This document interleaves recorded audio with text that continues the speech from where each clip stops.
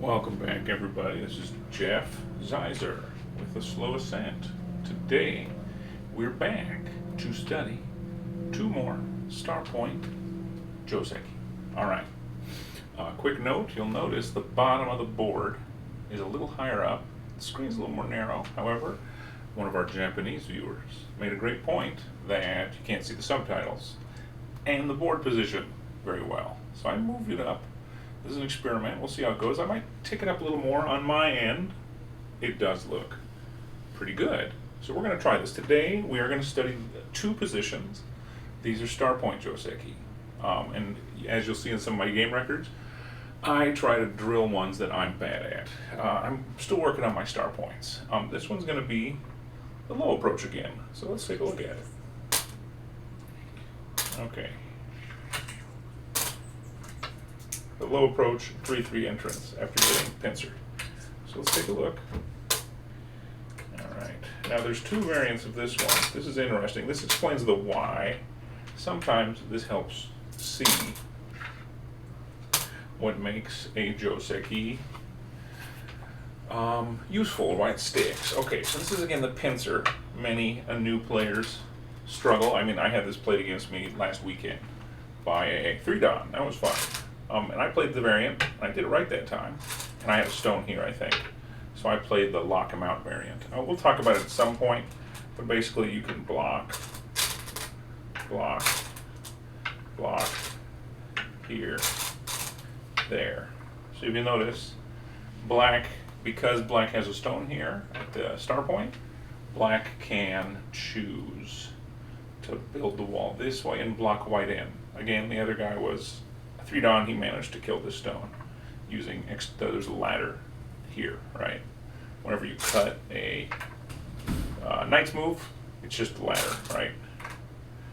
Now it's a ladder. So the ladder, he had a ladder breaker, so I had to give up a stone. I made thickness in the center, we were okay. Yeah, this is a Joseki. It's simple, it's a good alternate to learn. Again, it only works with the stone here. So I guess this is an extra bonus Joseki you can learn today. It's a very good one. It's very loose. There's ways out, but generally you trade, and generally this will be yours if you're black. It's at least moyo, right? It's potential territory. Okay, but today we're going to study an alternate without that there. Let's take a look really quick. Okay, start point.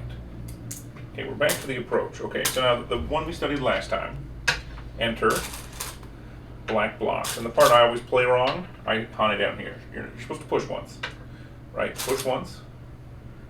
Black pushes once. You do the standard connection threat. And again, because there's a stone here, it is a real threat. And then because you have this white stone, right, that can in theory escape, you go here, black, small knight moves out towards the center. You're basically limiting that stone. White gets one more move, you're in gote. Not all 3-3 invasions are gote, but this one is. Now you'll notice white's got this hugely broad side. And let's be honest, you got attachment you can play. You've got the higher Kema near the star point that you can play. You can go straight out, right? There's a lot of side profit with this. You know, maybe if black doesn't play, you know, getting out. There's something here, which is quite nice. Okay, so this is the first one. I'll show you one more time, just for reference. All right, 1, 2, 3,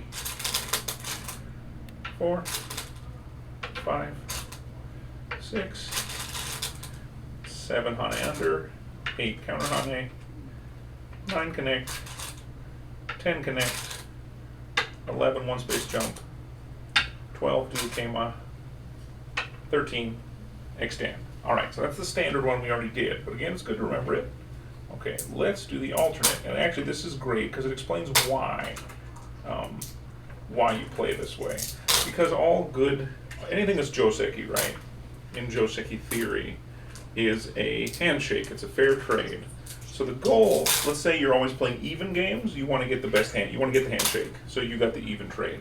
You don't want to get the uneven trade. So let's look through the variations.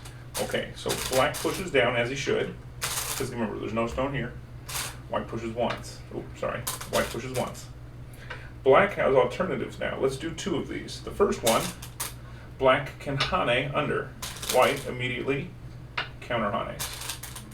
black connects. Okay, now there's two variants of this. We'll study both because they both have value. The first one, white pushes one more time. Black just caps, just caps that stone. White gets a nice long jump, a 2-space jump out towards the start point. All right, we'll do one more time. Right, black blocks. White pushes first. Black decides to take a little bit of that corner. White counter hunnies. Black connects. White pushes one more time. Black caps that stone, right, good and dead. White gets an extension. Now this is good for white, and you'll notice, right, there's a lot more influence, right? There's a lot more center potential here. But what does black get? Black gets basically guaranteed dead stone. Let's say unless it's a co-threat or something, it's trapped. Right, let's say it's a co-threat like that, because then black has to respond, right? Okay. But white has gote, right? White's a move behind. So white gets a lot of profit, black gets sente, which is a big deal. So let's say you didn't want that. There's a second variation why you play this way. So let's take a look. Clear off the extraneous stone. There's one more variation. Again, I'm practicing these two because I'd like to play them. Let's do it. Black hanes under, white counter hanes, black connects. Now this is for white to get sente. White jumps, black pushes once. White does a sagari, right, descent, protects the corner. Black does a looser pressure on this stone, but see how black's one line higher? Again, this stone's even more secure. Black got one line of territory higher. There's a bit of a forcing move here, and right, once you push here, there's some not great aji here. So it's going to be a sente move. White gets sente now. So this is that handshake again. White can come out of this with sente. And black has to know that if you're going to do this, right? If you hane under, you have to realize white may choose to take sente. Or, might choose to take sente. And the exchange, right, because they're always handshakes, there's that descent again. What's the advantage? Black got a one line higher strong moyo with some forcing moves in the corner here. Right? The continuation is basically good for black. So basically black's trading future sente moves for right now losing sente. So you have to decide how that goes. Now, why would I point this out? Because again, the standard old school corner, we'll do that really quick, right?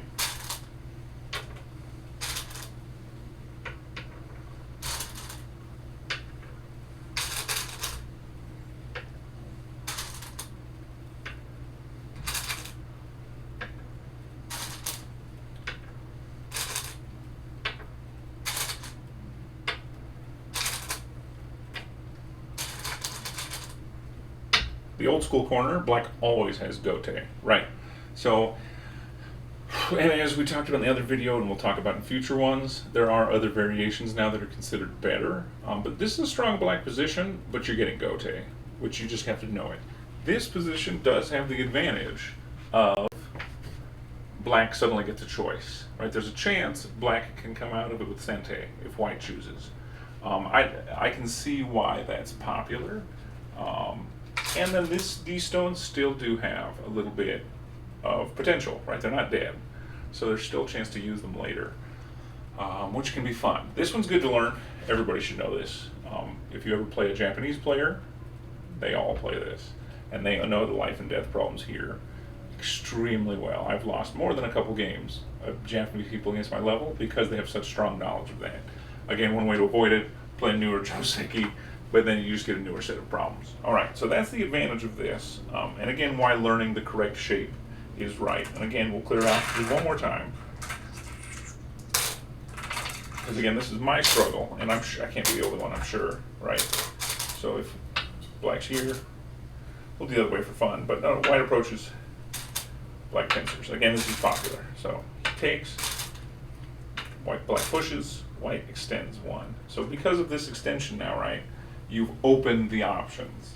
And again, there are times when this is stronger and better.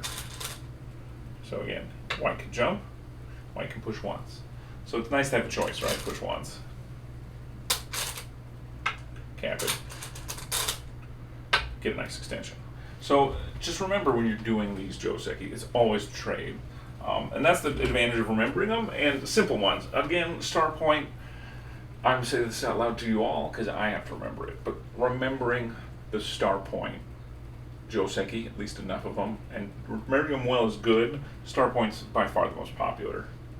Corner right now on, say, OGS, and it's all handicap games, right? So it's a good chance to learn it. It's good discipline. So, all right, hope this helps everybody. This is your host, Jeff. I will see you all on the next one, which it's summer, so it'll be soon. Until the next move, I'll see you all then. Bye-bye now.